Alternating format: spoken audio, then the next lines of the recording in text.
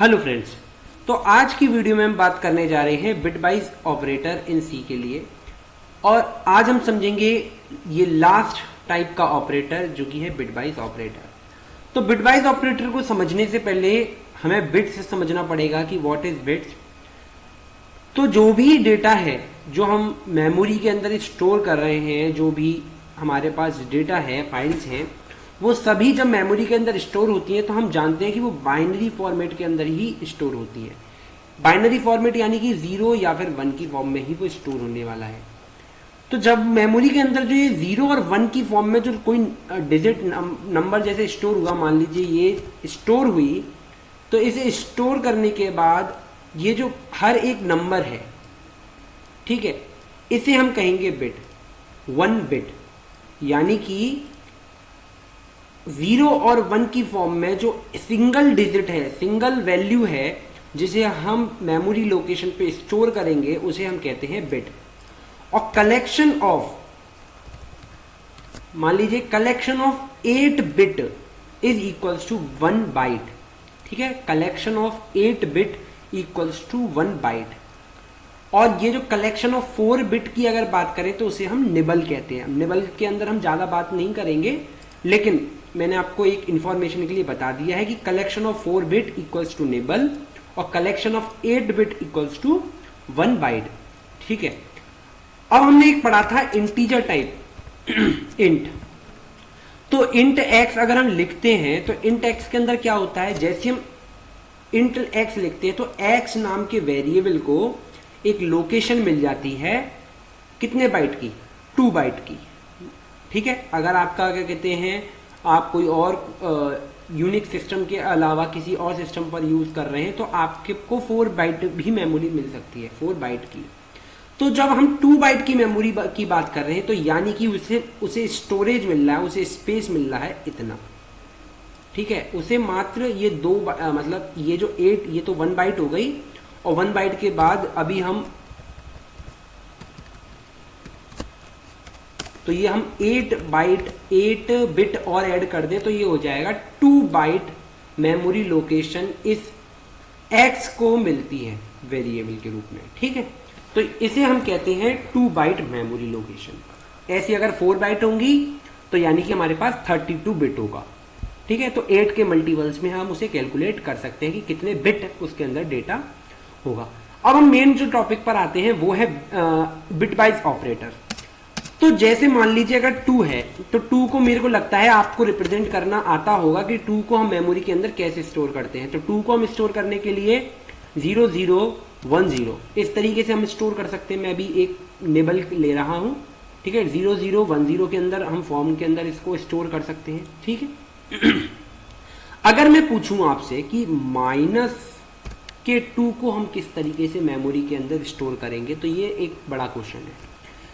तो बहुत से लोग जब COA वगैरह या कंप्यूटर ऑर्गेनाइजेशन वाले चैप्टर्स पढ़ते हैं तो उसके अंदर कंफ्यूज होते हैं कि माइनस की वैल्यूज को हम किस तरीके से स्टोर करेंगे। तो वो कहते हैं MSB वैल्यू हमें रिप्रेजेंट करती है, अगर वो 0 है MSB यानी कि ये मोस्ट सिग्निफिकेंट बिट, अगर हमारी 0 है तो वो नंबर होगा पॉजिटिव।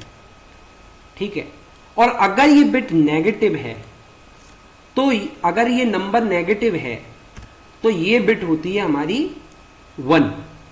ठीक है, अगर कोई नंबर की MSB बिट बाइनरी फॉर्मेट के अंदर 1 है तो यानी कि वो नंबर क्या होगा, नेगेटिव होगा। और अगर उस बाइनरी फॉर्मेट की बिट MSB जो बिट है अगर वो 0 है तो वो नंबर पॉजिटिव होगा। ठीक है, ये वाली बात तो आपको समझ में आ गई होगी। लेकिन अगर मैं सिर्फ इसे 1 लिख दूं तो इसे हम -2 कैलकुलेट नहीं करेंगे, इसे -2 हम रिप्रेजेंट नहीं करेंगे। कैसे करेंगे, मेमोरी के अंदर माइनस की वैल्यूज जो रिप्रेजेंट होती हैं वो होती हैं 2's कॉम्प्लीमेंट की फॉर्म में। यानी कि अगर मुझे इस -2 को स्टोर करना है तो -2 को मैं पहले तो 2 लिखूंगा, और 2 का जो 2's कॉम्प्लीमेंट होगा उस 2's कॉम्प्लीमेंट को मैं कन्वर्ट करूंगा।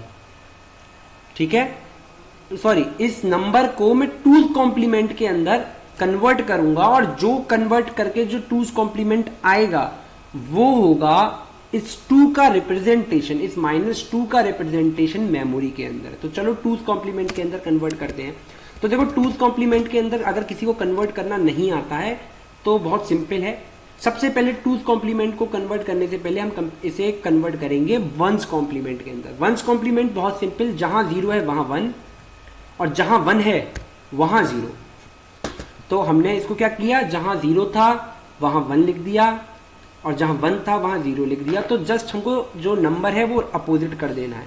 तो ये हो गया हमारा 1's कॉम्प्लीमेंट। अगर हमें अब 2's कॉम्प्लीमेंट करना है तो बहुत सिंपल, 2's कॉम्प्लीमेंट करने के लिए हमें 0 0 0 1, हमें जैसे 1 का एडिशन और करना होता है इस डेटा के अंदर, तो बहुत ये सिंपल हो जाएगा, 2's कॉम्प्लीमेंट मिल जाएगा। तो जैसे हम 1 का ऐड करेंगे तो 1 0, तो ये हमको मिलेगा। क्यों? क्योंकि 1 और 1 क्या हो जाएगा, 0 हो जाएगा और कैरी जनरेट करेगा जो कि इस पर जाएगा और ये 0 + 0 + 1 तो हमारा 1 आ जाएगा। तो ये है रिप्रेजेंटेशन -2 का इन बाइनरी, इन मेमोरी। यानी कि हम अगर हमको कोई भी नंबर माइनस का है उसे मेमोरी के अंदर स्टोर करना है तो हम 2's कॉम्प्लीमेंट का सहारा लेते हैं। और एक और मैं आपको रूल बता दूं कि अगर आप इसका अपोजिट दोबारा से 2's कॉम्प्लीमेंट कर देते हैं, मान लीजिए आप अगर दोबारा से 2's कॉम्प्लीमेंट कर देंगे तो हमको दोबारा से यही नंबर मिल जाएगा। यानी कि ये दोबारा से मिलने वाला है 2's कॉम्प्लीमेंट करने के बाद। तो हम जब कैलकुलेट करेंगे तो हमें क्या मिलेगा, 2 मिलेगा। लेकिन हमारा नंबर तो -2 था, तो हमें याद रखना है जब किसी बिट की MSB बिट 1 हो जाए, यानी कि अब देखो 1 है ना इसकी, तो 1 करने के बाद हम उसका 2's कॉम्प्लीमेंट निकालेंगे और नेगेटिव का साइन अलग से लगाएंगे। इस नेगेटिव के साइन को हम मतलब इंटेंशनली अलग से लगाएंगे बताने के लिए कि ये नंबर नेगेटिव है, क्योंकि ये तो पॉजिटिव वैल्यू देगा। हमको कैसे पता चलेगा कि नेगेटिव होगा, तो हम एक माइनस की वैल्यू अलग लगाते हैं 2's कॉम्प्लीमेंट किसी MSB बिट 1 वाले नंबर का करने के बाद। ठीक है, तो ये था रिप्रेजेंटेशन। अब हम बात करते हैं ऑपरेटर्स। तो देखिए बिट वाइज ऑपरेटर्स के अंदर हमारे पास जो सबसे पहला ऑपरेटर आता है वो ऑपरेटर आता है एंड ऑपरेटर। तो एंड ऑपरेटर के लिए हमारे पास सिंबल है M% का। तो हम इस M% का सिंबल का इस्तेमाल करते हैं। मान लीजिए मेरे पास 2 है, तो 2 को मैं किस तरीके से रिप्रेजेंट करूंगा, 2 को मैं रिप्रेजेंट करूंगा 0 0 1 0। और मान लीजिए मेरे पास 3 है, तो 3 को मैं कैसे रिप्रेजेंट करूंगा, 3 को मैं रिप्रेजेंट करूंगा 0 0 1 1। ठीक है, और अगर मेरे को अब एंड करना है तो एंड क्या करता है, मैंने आपको लॉजिकल एंड के अंदर भी बताया था, यदि दोनों बिट आमने सामने की ये दोनों बिट हमारी 1 है तो ही एंड ऑपरेशन हमें 1 देगा। अदरवाइज अगर एक भी बिट 0 हो जाती है तो हमको 0 मिलेगा। तो ये क्या करेगा, बिट वाइज ऑपरेटर हर एक बिट को अपने करस्पॉन्डिंग बिट के साथ चेक करेगा, क्या दोनों वैल्यू 1 है। तो देखो 0 1, एक 0 आ गया, यानी कि हम यहां पर आंसर में लिख देते हैं 0। ठीक है, तो इसका आंसर हो जाएगा 0। इसके बाद इस वाली बिट की बात करें, देखो दोनों 1 है, दोनों 1 है, तो दोनों 1 होने की वजह से यहां आ जाएगा हमारा 1। उसके बाद हम बात करें 0 और 0, तो फिर हमारा दोबारा से 0, और उसके बाद बात करें 0 और 0 तो हमारा दोबारा से 0। तो ये नंबर हमारा आंसर होगा। ठीक है, तो ये हमारा आंसर हो जाएगा इस एंड ऑपरेशन का। आंसर क्या आया, 2 आया। ठीक है, तो 0 0 1 0 ये 2 होता है। तो इस तरीके से हम एंड ऑपरेशन को परफॉर्म करेंगे। उसके बाद आता है और ऑपरेशन। तो और ऑपरेशन भी बहुत सेम है, बस इसका सिंबल आपको बता देता हूं। जो सिंबल है ये और ऑपरेशन की कुछ नहीं, अगर इसी को मैं और ऑपरेशन के साथ सॉल्व करूं तो यदि एक भी वैल्यू 1 है तो मुझे करस्पॉन्डिंग जो रिजल्ट है वो 1 मिलेगा। जैसे कि यहाँ पे 0 और 0 है, तो यहां मिलने वाला है मेरे को, एक मिनट, ठीक है, जैसे ये नंबर दोनों 0 0 है तो 0 तो मिलने ही वाला है, दोबारा से 0 है तो 0 0 मिलने ही वाला है।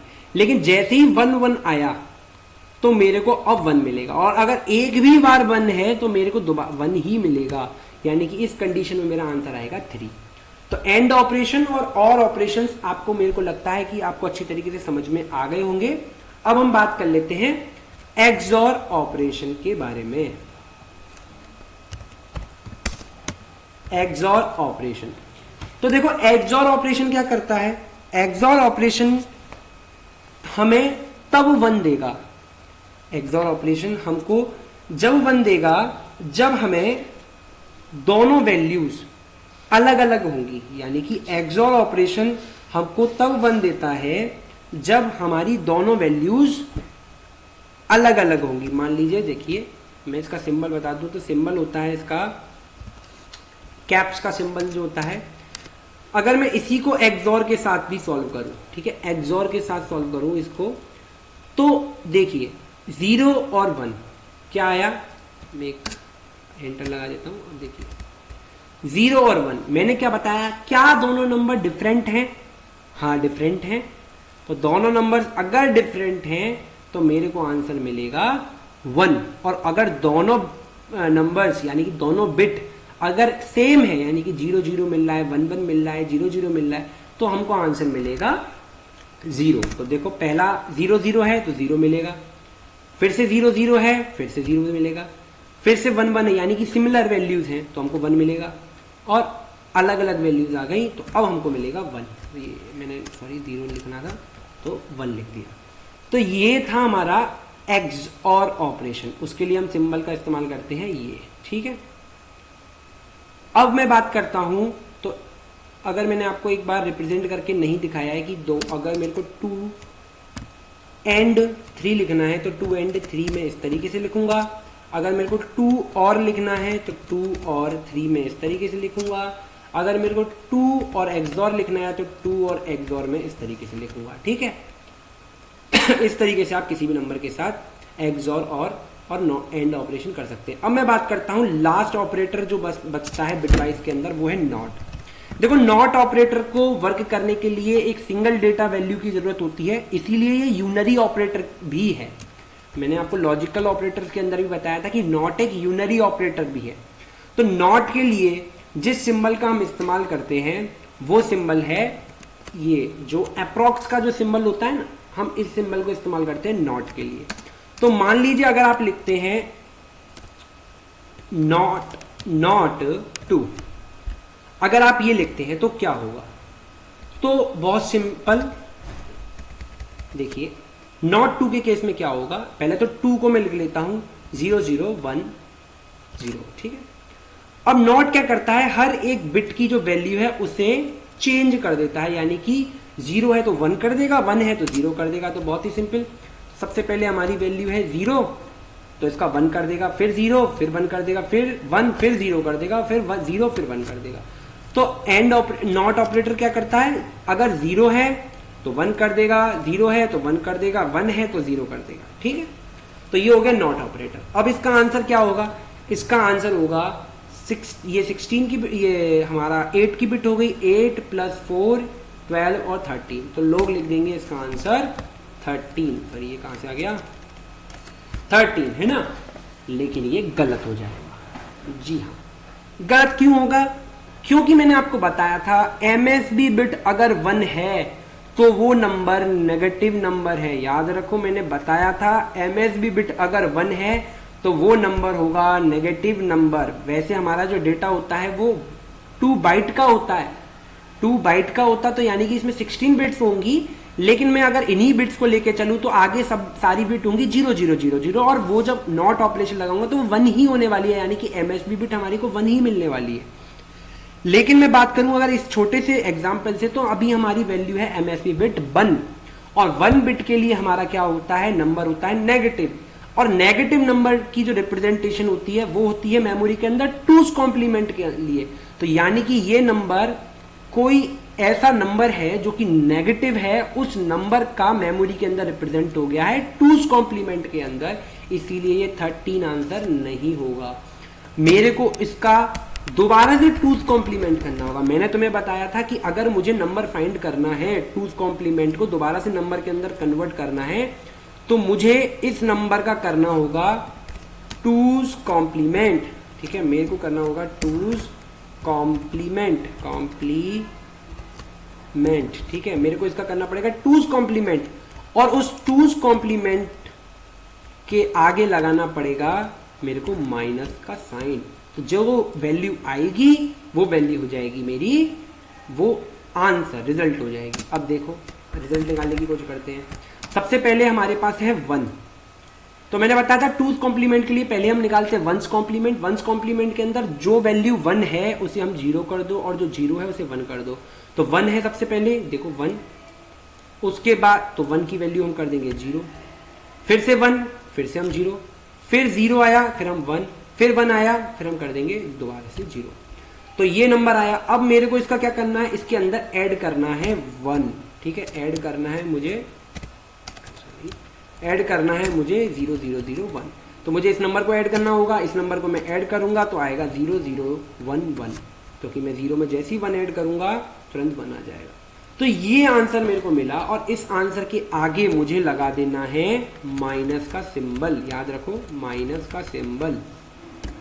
और ये वैल्यू क्या है 0 0 1 1, यानी कि ये वैल्यू है 3। तो यानी कि मेरा जो आंसर है लास्ट फाइनल आंसर जो आएगा वो आएगा माइनस का 3। तो ये वैल्यू है इट्स नॉट टू, अरे कहां जा रहा है, नॉट टू ऑपरेशन लगाने के बाद जो मेरे को रिजल्ट मिलेगा वो मिलेगा माइनस का 3। तो मुझे लगता है कि आपको ये बिटवाइज ऑपरेटर समझ में आ गए होंगे। इनका जो आप एग्जीक्यूशन है वो कोड के अंदर जनरेट कर सकते हैं। कोड के लिए बहुत ही सिंपल, आपको क्या करना है, एक वेरिएबल बनाना है इंटेक्स, या अपने आप प्रैक्टिस करो। इंटेक्स के अंदर मान लीजिए आपको अगर 2 और एंड करवाना है, 2 और एंड करवाना, अरे कहाँ गया, ठीक है, थोड़ा 2 एंड करवाना है 3, तो बस इस x के अंदर 2 एंड 3 की वैल्यू को स्टोर करवा दीजिए, सेमीकोलन से क्लोज करिए और प्रिंट एफ फंक्शन लगा के इस x की वैल्यू को प्रिंट करा दीजिए, ठीक है, %d, तो इसको प्रिंट करा दीजिए और x समझ आ गया।